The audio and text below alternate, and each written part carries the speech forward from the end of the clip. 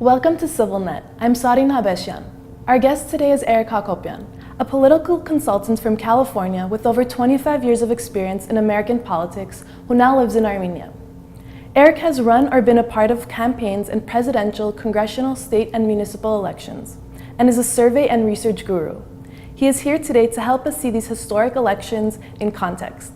Thank you so much for being here today with us. The Velvet Revolution mobilized Armenia's people into politics. What kind of role will this play in the upcoming elections?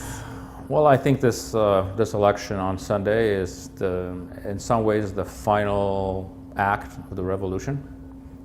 This became especially so when the Republican Party, the Repubblican Party, decided to participate in the elections. And so much of the election is focused on the people who are interested in putting them away politically and being done with them and starting anew, and seeing this election as the opportunity to finish them off politically and, most importantly, elect Nicole and the revolution, sort of make the revolution an official act into the state structures. That's the impact of the revolution on this election. It's really, as we know, we wouldn't even have this elections if it wasn't for the revolution. So this is the final act of the revolution in many ways. And the revolution created a cult of personality around acting Prime Minister Nikol Pashinyan. What are the factors of his success and what are the dangers of this? Well, that's an excellent question. I think the factors of his success is the fact that he was successful. For 20 years, many different personalities and many different movements tried to take on the ruling structures of power in Armenia, and specifically in the context, in the form of the Republican Party, and all of them failed. And what seemed like this one person who started a movement that nobody thought would succeed, managed to do something in 1 month, 1 week, and 1 day that many other people had not been able to do for more than 20 years. So to the extent that there's a cult of personality is because he's seen as the dragon slayer of Armenian politics. Are there dangers to that? There certainly is. I think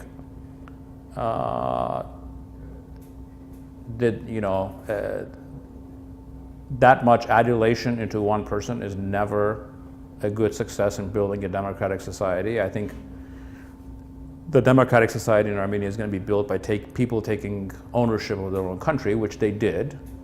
And to the extent that Nicole is the tribune of that, it's a good thing, but he cannot become the revolution and he cannot become the singular face of a vast movement that involves hundreds of thousands of people. And part of it is that those people should not allow that to happen. Generally, politicians and elected officials, if you all of them, there's not a politician or elected official anywhere in the world that would not want to have the adulation that Nikol Pashinyan has today. In fact, many of them would dream of it. And if you're a totalitarian state, you try to force people to do that. So it's a very unique thing, but it's not going to last. And I think to the extent that he deals with that not lasting is really going to impact how we move forward in building a democratic society in Armenia. What do you think of the Republican Party candidate list? A lot of the old National Congress icons are now on it. I think if you look at the Republican Party of Armenia, I think that the closest analogy to them would be the Bourbon royal families of France, which was said to them after the revolution that they learned nothing and they forget nothing. I think they're genuinely upset and perplexed that people rose up against them. They sort of saw themselves as the natural ruling elite, and they cannot believe that this juggernaut that they had created can fall apart in a matter of weeks. So I think they're thematically, the theme that they're running on, which is if you're worried, is one of the most uninsightful themes I've ever seen any campaign run in any country for the past 30 years. You're doing that in a context where, one, the vast majority of people think the country is moving in the right direction, and Nikol Pashinyan has approval ratings in the 70% range. The only thing that people are really worried about in the context of their campaign is the Republican Party coming back in any form.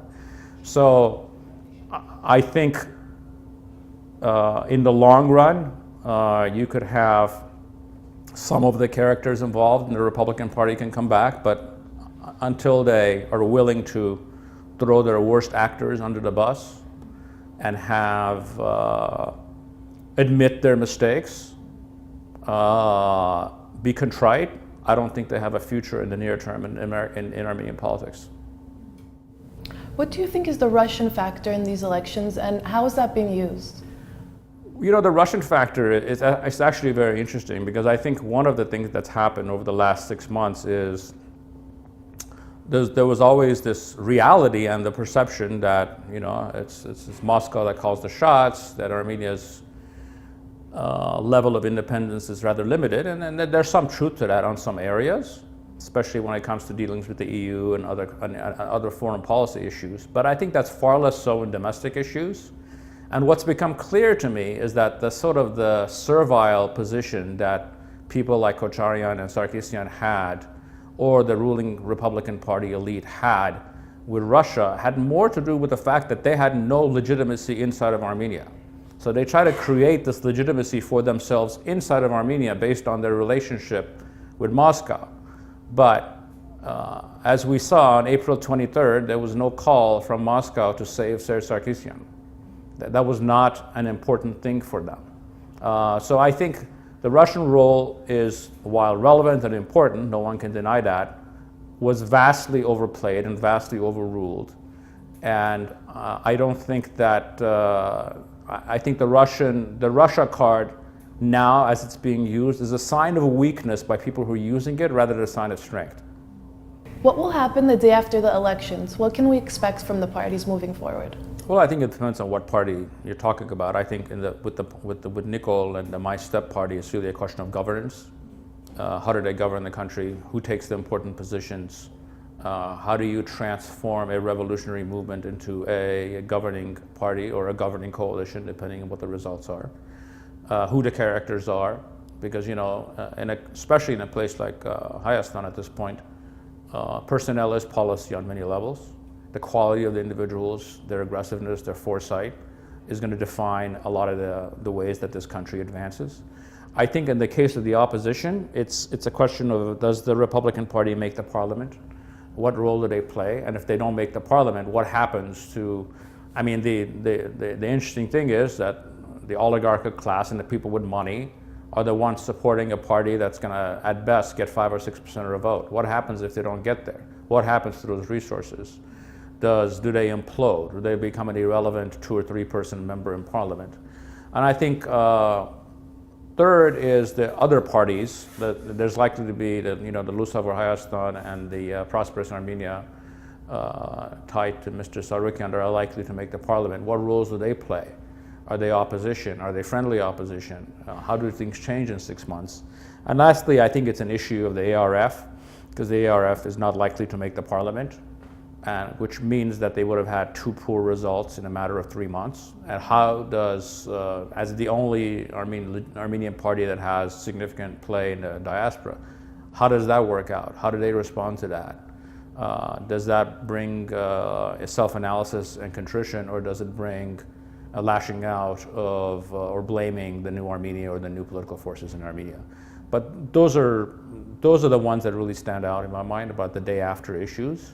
But I think it's going to be an exciting time, to be honest. I mean, it's a brand new day after that. So there's the assumption that the Republican Party will make it into parliament, but the ARF won't. Can you talk a little bit about that? Well, I think the only way the Republican Party makes the parliament is if they have enough of the strong arming and enough of their traditional methods that they used to force people to vote for people they don't want to vote for, which they still have some ability to do in some outlying areas outside of Yerevan, especially in provincial areas, which are far more, the political culture has not advanced as much over the last 6 months.